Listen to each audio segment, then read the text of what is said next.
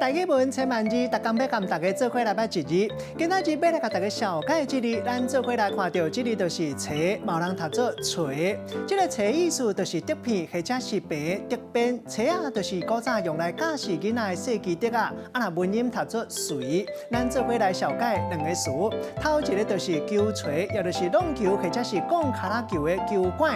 另外弄球的球锤，嘛有人讲是球滴。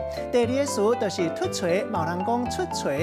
这个意思咱常常听会到，原来是安尼写，意思就是讲唔对，或者是顶答。咱用一句话来激励，甲这两个词甲做伙。譬如讲，这场弄球的比赛已经来到上界重要的关键，选手刷突锤，球锤压一个无好势，轻轻去吐到白球，白球无弄出去，煞无摕到分数。今日小解这一字册，嘛有人读做锤，文音读做锤，提供予大家来参考。